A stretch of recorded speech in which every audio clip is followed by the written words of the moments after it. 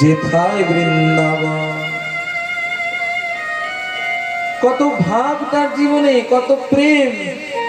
কেউ সাথী নয়, কেউ সাথী ছিল না। চরণের কাছেও কামনা করছে। আমাদের কাছে তো সকলই আছে, সকল থেকেও হয়তো কিছুই নেই। তবে যার যেমন সামর্থ্য, কেউ সঙ্গে ভক্তগণকে সঙ্গে করে নিয়ে যাবে, আর যদি কারোর কাছে কেউই না থাকে, একাকী বৃন্দাবনে যাবে। শ্রীরাধে প্রেম সে বলো,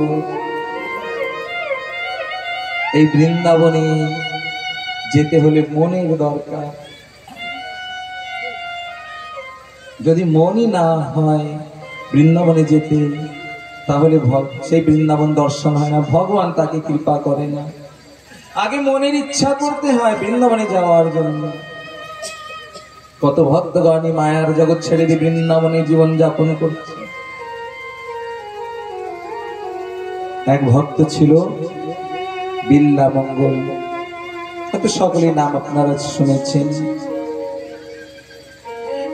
বিল্লামঙ্গল যেই অবস্থায় বৃন্দাবনে গিয়েছিল, হয়তো আমাদের মতন লোক হলে হয়তো যেতে পারতো না। কিন্তু ভেবে দেখুন কেমন অবস্থায় সে বিল্লামঙ্গল বৃন্দাবনে গিয়েছিল।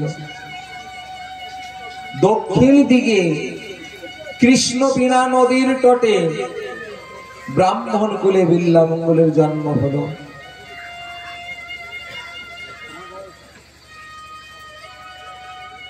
ধনবান পরিবারের ছিল।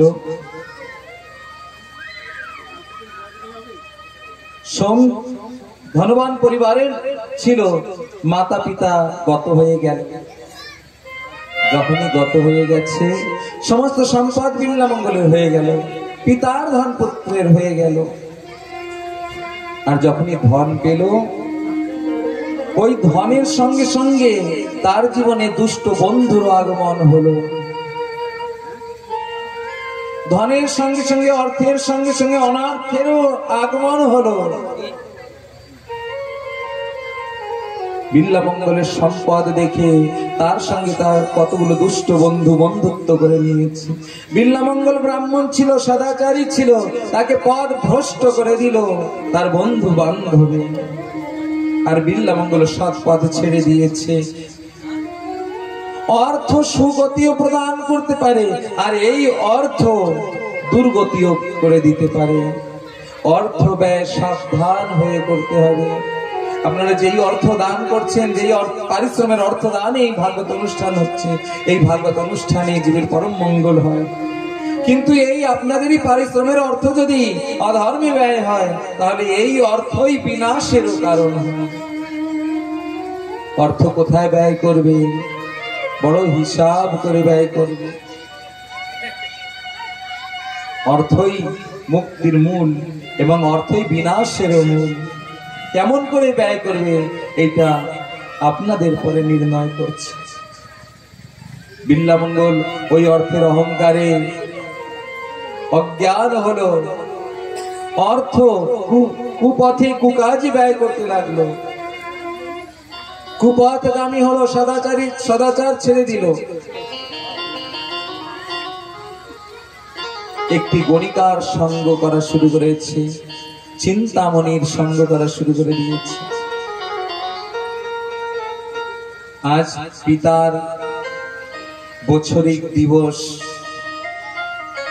দিবসে গ্রামের সকলে বলছে, বিল্লামঙ্গল আজ তোমার পিতার দিবস, আজ তোমার বৎসরিক কাজ করতে হবে।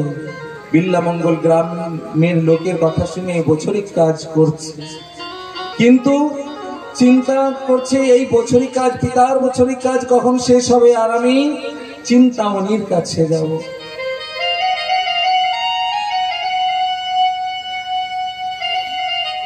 কাজ পূর্ণ হলো, সন্ধ্যাগত হলো। গ্রামের সকল লোকে মানা করছে, বিল্লামঙ্গল আজ তো তুমি চিন্তামণির কাছে যেও না, কারণ আজ তোমার পিতার বছরিক করেছো তুমি। বিল্লামঙ্গল কারুর কথাই আর মানছে না। সবার কথা ফেলে দিয়ে অমান্য করে চিন্তামণির কাছে যখন ছুটে চলছে। সন্ধ্যাগত হয়েছে, নদী ছিল মাঝে। নদীতে যত নৌকা ছিল, মাল্লার ছিল, মাঝি ছিল, সমস্ত মাঝি সন্ধ্যাগত দেখে নৌকা পারে তুলে রেখেছে। হঠাৎ আকাশ মেঘাচ্ছন্ন হলো, প্রবল বৃষ্টি হলো, বায়ু প্রবল বেগে চলছে। মাল্লার গান, মাঝি গান সকলে ওই নদীর মেঘ দেখে, বায়ুর মেঘ দেখে, বৃষ্টি দেখে সকলে গাছের আশ্রয় নিয়ে লুকিয়েছে, দাঁড়িয়ে আছে। মঙ্গল সমস্ত মাঝিদের বলছে, গো মাঝি, আমাকে পার করিয়ে দাও, আমার চিন্তামণির কাছে যেতে হবে, অনেক অর্থ তোমাকে আমি দান করব। সকল মাঝি বলছে, বিল্লামঙ্গল, আমাদের পরিবার আছে, আমাদের প্রাণের ভয় আছে, তোমার কথাই এই প্রবল মেঘ বৃষ্টির মধ্যে আমাদের নৌকা আমরা এই সাগরের মধ্যে, এই নদীর মধ্যে নামাতে পারবো না। তুমিও ঘরে ফিরে যাও। যার বুদ্ধি বিনাশে প্রাপ্তি হয়েছে সে কারোর কথা মানে না। ধর্ম অধর্ম বলে সে মানে না, কারণ তার বুদ্ধি বিনাশের দিকে ছুটে চলছে। ধর্ম অধর্ম বলে আর মানে না। বিনাশ কালে বিপরীত বুদ্ধি, সৎ মানুষের কথাও সে মানে না, ভাগবত কথাও সে অনুসরণ করে না। বিনাশ কালে বিপরীত বুদ্ধি। বিল্লামঙ্গল আর কারুর কথা মানছে না। সন্ধ্যাগত হলো, সন্ধ্যা অতিক্রম হলো, অন্ধকার রাত্রে ওই নদীতে ঝাঁপ দিয়েছে।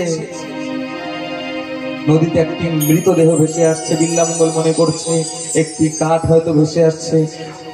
ওই কাঠ জ্ঞান করে বিল্লামঙ্গল নদী পার করেছে। চিন্তামণির ঘরের কাছে গিয়েছে, দেখে প্রাচীর দেখেছে। চিন্তামণি মনে করছে, বিল্লামঙ্গল মনে করছে, চিন্তামণি আমার জন্য একটি দড়ি রেখেছে, আমি দড়ি ধরে উঠব। চিন্তামণির ঘরে যখন গিয়েছে, চিন্তামণির সম্মুখে দাঁড়িয়েছে। ওই প্রবল বৃষ্টির মধ্যে, ঝড়ের মধ্যে চিন্তামণি বিল্লামঙ্গলকে দেখে জিজ্ঞাসা করছে, ওগো বিল্লামঙ্গল, এই প্রবল বৃষ্টি ঝড়ের মধ্যে তুমি কি করে আসছো আমার কাছে? বিল্লামঙ্গল বলছে, ওগো চিন্তামণি, তুমি না আমার জন্য নৌকা পাঠিয়ে দিয়েছিলে, আর তুমি না প্রাচীরের পার করবার জন্য আমার জন্য দড়ি রেখে দিয়েছিলে, আমি সেই দড়ি ধরে আর তোমার ওই পাঠিয়ে দেওয়া নৌকা বেয়ে আমি তোমার কাছে আসছি। চিন্তামণি বলছে, আমি তো তোমার জন্য কোনো দড়ি রাখিনি প্রাচীরে, চলো দেখাবে আমাকে। চিন্তামণিকে যখন দেখিয়েছে বড় ভয়ঙ্কর একটি বৃহৎ সর্প, সেই সর্পকে দড়ি জ্ঞান করে, রজ্জু জ্ঞান করে প্রাচীর পার করেছে। ওগো বিল্লামঙ্গল, এ তো বড় ভয়ঙ্কর বিষধর সর্প, আমার সঙ্গে দেখা করবার জন্য তোমার এতটুকু জ্ঞান আর শেষ নেই, বাকি নেই, তুমি সর্পকে দড়ি মনে করেছো, আর এত দুর্গন্ধ তোমার শরীর থেকে আসছে, তুমি মনে করেছো কার আমি তোমার জন্য নৌকা পাঠিয়েছি, কোথায় সে নৌকা আমাকে দেখাও। নদীর কিনারায় গিয়ে দেখতে পায় একটি মৃতদেহকে নৌকা মনে করেছে। চিন্তামণির মায়ায়, চিন্তামণির রূপে এত আসক্ত, মৃতদেহকেও আর মৃতদেহ দেখছে না, বিষধর সর্পকেও বিষধর সর্প দেখছে না। বলছে, এই আসক্ত ভাব আমার রূপে, ওগো বিল্লামঙ্গল, আমার এই রূপ যৌবন কয়দিন থাকবে?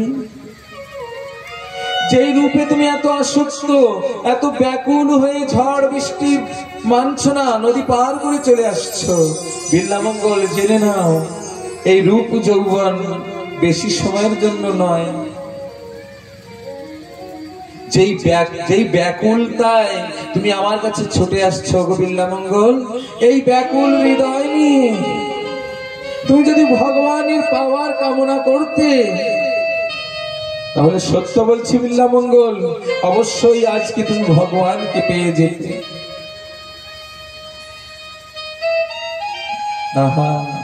এই ব্যাকুল পরাণ, ব্যাকুল মন তুমি আমার রূপে লাগিয়ে দিয়েছ। সেই জগদীশ্বর ভগবান মধুসূদনের রূপে যদি লাগিয়ে দিতে, তাহলে আজ তোমার জীবন ধন্য হতো, সফল হতো। ওগো বিল্লামঙ্গল, আমি তোমার এই কাজ নিন্দা করছি। চিন্তামণির কথা শুনে বিল্লামঙ্গলের জ্ঞান ফিরে এলো। আহা, যেই রূপে এত উন্মাত্ত, এই রূপ তো দুদিনের জন্য।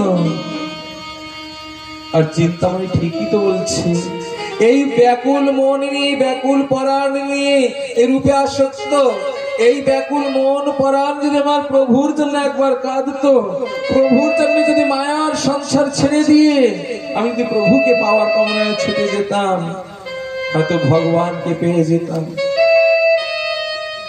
বিল্লামঙ্গল সেই মুহূর্তেই চিন্তামণির চরণে প্রণাম করছে, চরণ জড়িয়ে ধরে কাঁদছে।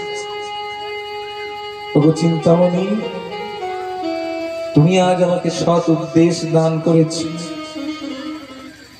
ওগো চিন্তামণি, আমি তো অজ্ঞানতার কারণে পথ হারিয়ে ফেলেছিলাম, তুমি আমাকে পথ দেখিয়ে দিয়েছো। ওগো ভক্তগণ, কোন ভক্ত যদি কারোর জীবনে কখনো পথ হারিয়ে আসে, তাহলে তাকে পথ দেখিয়ে দেবে, তাকে পথ ভ্রষ্ট করবে না, কুপথে নিয়ে যাবে না।